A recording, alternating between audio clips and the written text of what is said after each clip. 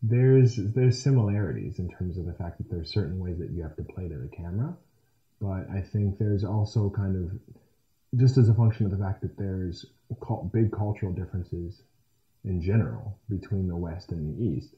A lot of those cultural differences also play into how the camera is used, and then also just in terms of how the fight scenes are developed. Oftentimes with Western style fight scenes, there's much more of an emphasis on like realism. Like they always want fight scenes to be as realistic as humanly possible. Like what's real? What would it really look like? Basically, which in a lot of ways kind of fits the philosophy of Western martial arts. For the most part, Western martial arts have always kind of followed, it's always been about form following function. Like none of the stuff was made to look pretty. It was just made to work. Whereas if you look at Eastern martial arts, in particular, those coming from Korea, Japan, China, there's always been a certain aesthetic value to it too. There's always been like a certain importance of beauty within it. And if you look at kata, for example, or forms, like there's always been this importance of how beautifully executed it is. And then when you look at the fight scenes, that's also reflected in the fight scenes because you look at fight scenes that come from films that are made in Hong Kong or in Japan, and oftentimes they're really fantastic, right? Like dudes are flying all over the place, and like there's a certain surrealism because the emphasis is on the aesthetic value of the fight, like how beautiful and like how continuous it is, and the hero is oftentimes looks almost superhuman, and you don't see that as much in Western style fight scenes. So oftentimes when they try to create Eastern style fight scenes in the West, it just doesn't necessarily work as well because they're coming from a different mentality. So you need to understand the mentality that they're doing it with in the East, to really produce it in the same kind of way. And that's what I'm trying to study out there. One of the first jobs that I had to do out here, I ran into that problem is because I was, the way I was trained to do fight scenes was with a really strong emphasis on aesthetic beauty. You know what I mean? Like after every phrase, you always pose out and, there's always lots of like big exaggerated motions and things like that.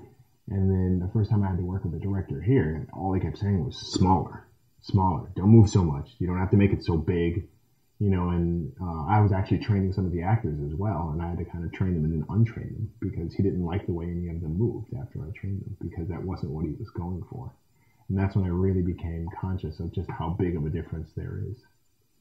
And, there's people that are more on, on the Eastern side out here, and there's some directors in the East that have a really Western style as well. There's always some kind of crossover.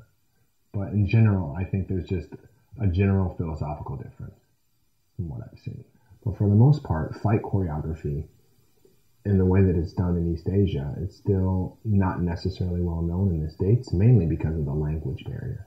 Because a lot of the people that get into, stunt work in Asia and they get into fight choreography and things like that, usually they don't speak English because they're not the kind of guys that go to college, or they're not the kind of guys that sit down and study foreign languages. Like this is what they do, and that's the only thing they do.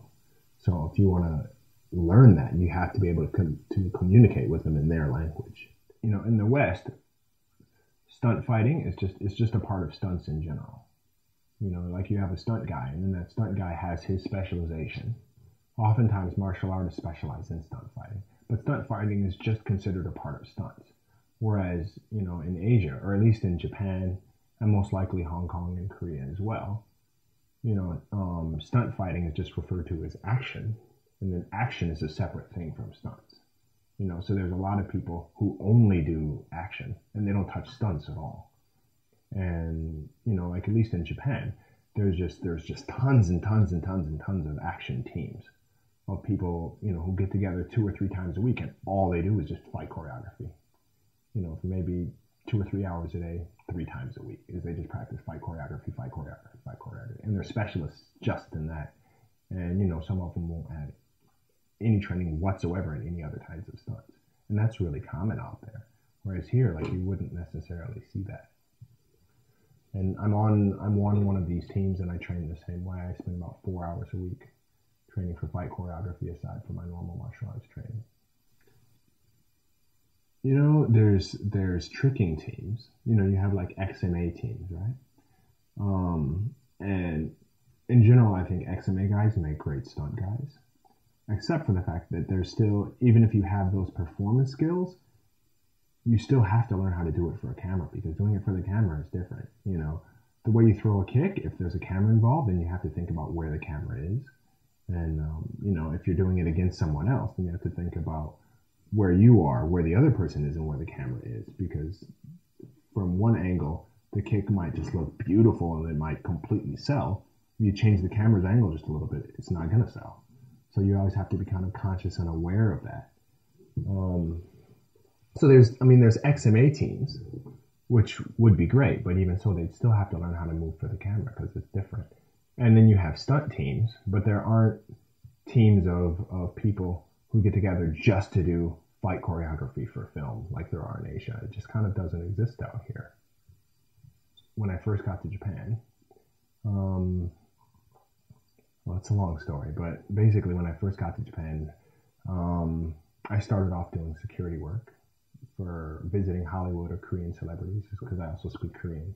And as a function of that, I got into doing martial arts like Krav Maga and Jiu-Jitsu and Han-Mudo, and a lot of things with like joint locking or submission holds or whatnot.